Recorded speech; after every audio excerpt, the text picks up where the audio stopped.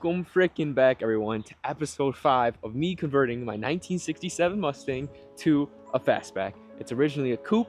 I bought this car, I don't know, like 2023 in, I want to say August.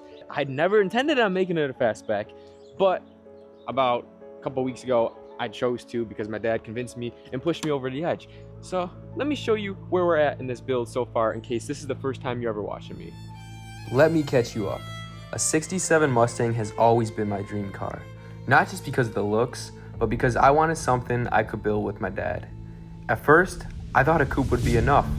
Fastbacks were either 50 grand or rotted out shells going for 20. Way out of my reach. Oh boy! So I settled, took out a $10,000 loan, Much reversing in and this. drove all the way to South Carolina 14 hours away thinking I found the one. But the guy lied. The car was junk and I wasted 2 grand. The whole car was bed liner and rust.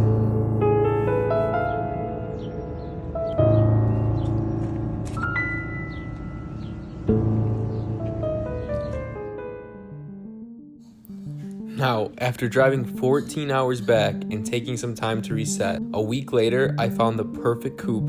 And the best part was it was only 30 minutes away from my home. So, Anthony, how does it feel to buy your first Mustang? I feel great.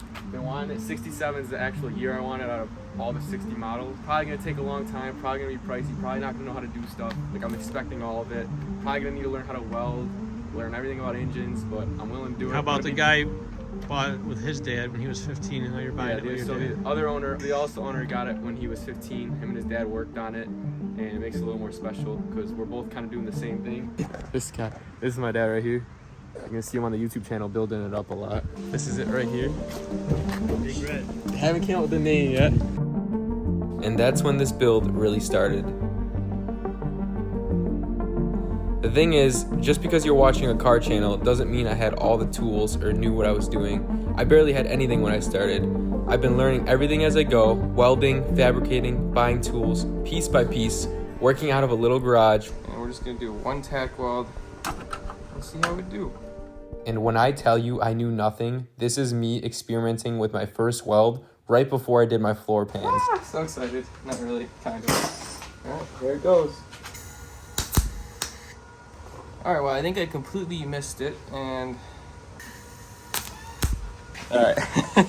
my first ever weld. Oh my god, that's so funny.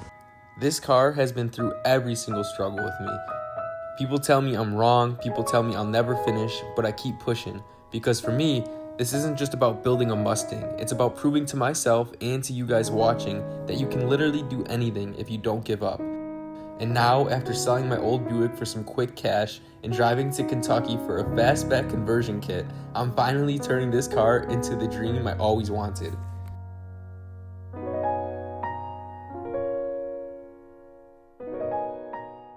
So, when those garage doors open, that means work is about to get done and swear words are about to get said. Flip on these old lights here. Boom. Look at her. So this was originally a 1967 Mustang Coupe. If you search the VIN, it's going to tell you that it is a coupe. Now, don't get me wrong, a coupe's still nice, but there is nothing better than a Fastback. You see a Fastback on the road, your jaw's going to drop. You're going to want to go inside it and just hear it and listen to it. You see a coupe, you're like, oh, nice car. Bring me back to the 60s for 2 minutes. But you see this? Something you're going to think about for the rest of the day, at least to me, and that's why I love this car. Now, it has been literally weeks of me just fitting this together, and realistically I definitely could be done right now with fitment and started welding, but I just procrastinate. It's like procrastinate because I'm scared to finish it and weld it together. So if you've seen episode 4, you would know that this gap I try to fix right here, like it's too far away. Let me show you the other side. So this is the passenger side, and look how neat and close it is. It sits flush, but I don't like the way this sits on here because look, it's like hanging over the edge and it's causing this not to be, perfect on here. So someone online, I was just reading a comment, they said that I should pull this roof, this roof this way more, and then clamp it and screw it here because it has some bend into it. This roof has to be pushed all the way to the back, clamp it, and then push it down to go up here because it will pull it closer. So right now, I'm gonna try clamping this down and remeasuring it and seeing if I get a way better measurement, because I'll be so happy, and that will save me a lot of time and a headache. I'm pulling the roof as close to the back edge as possible to set the distance from the windshield down. Once that's right, I'll clamp it and then push it over the front edge, because the windshield will line up no matter what in the front, but the back is what matters. So I'm gonna get a clamp and actually just clamp it down super tight. I feel like I'm back to episode 4 where I'm remeasuring this. We are just a hair off 33 5/8, which is on the bigger side, and I'm not worried. So you guys know, this needs to be 33 and a half, between 33 and a half and 33 5/8. Last video, we were a tad above 5/8, and I accepted it, which I shouldn't have, but I figured it out, I think. So let's see if we're under that 5/8 or just at it now by adjusting that. 33 5/8.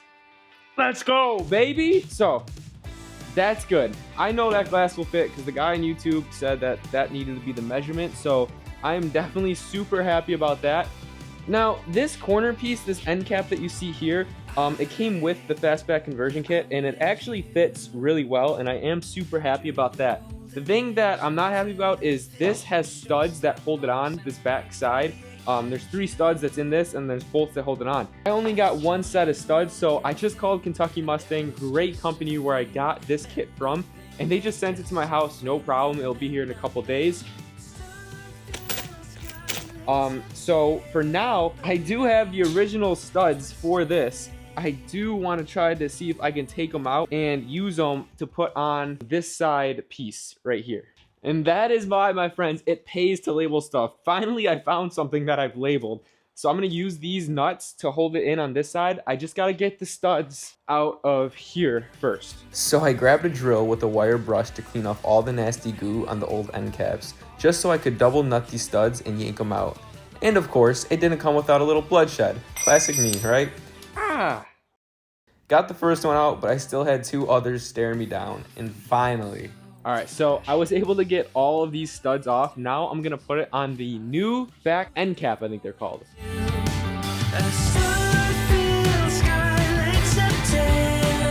They're the studs right there. So I just put these bolts on them, or these nuts on them, and I'm going to put one more right here. That is way too hard to do while filming. So personally, I think these fit really well, but I'm not exactly sure what I'm looking for. I mean, even down here, it transitions into the tail panel very nicely. I'm just not sure how everything is supposed to fit exactly down here. I imagine it goes like that. Next step. This is what I've been excited for this whole build, is finally welding it together. We're not taking away rusty metal anymore. We're not cutting it out like I did for freaking 3 years or 2 years. I don't even know. But I'm going to start by actually welding in this piece right here to down there, and that will start to hold the inner structure in place, and then I could take everything else off, and I know that that inner structure fits good. Look how pretty she looks. Sorry, we just have to admire it real quick. Oh yeah, I gotta cut off some of this metal right here because it sticks out way too much and it's holding the bumper from actually going on. For this step, I actually had to cut a piece off to make the rear valance fit. From the factory, these parts come with extra material so you can trim and make them work. Nothing on here is exact. I grabbed the angle grinder, trimmed it down, test fit the bumper for the right position, and it did seem to fit pretty good. I'm gonna go put some more respectable welding clothes on. I got this. All right, welding fit. Before all the comments ask, no, I don't work at GM. To you, this might just be a video of someone random welding, but for me, it's the first time I'm finally adding something back. After years and years of cutting rust and tearing this car apart, this weld means I'm making the car a car again. And yeah, it's just a weld, but it means everything. Alright guys, before I begin, I just want to say a prayer. God, thank you for getting me to this point and keeping me safe and letting me learn so much and humbling me and giving me grace. Lastly, using a wire brush on a drill to clean some of the metal so the weld doesn't corrupt. And I put my mask down and I'm ready to go.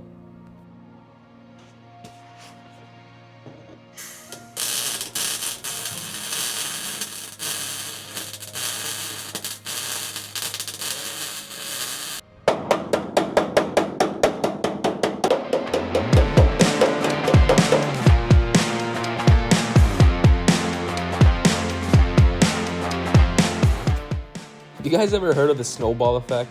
It's where something starts small, but once it gets rolling, it just goes faster and faster.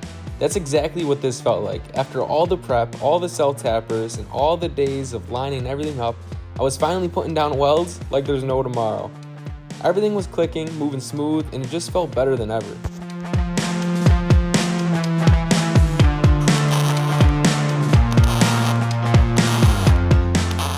The roof brace I'm welding in now was something I struggled to get right for a couple of days, and I was so happy to finally lay it to rest and make it secure. And this is what really provides stability across the car, is this brace, and now it's feeling like one whole car. So that is what it looks like going down it. I just put this line right here and I just filled all these. So let's move to the other side. That wasn't good.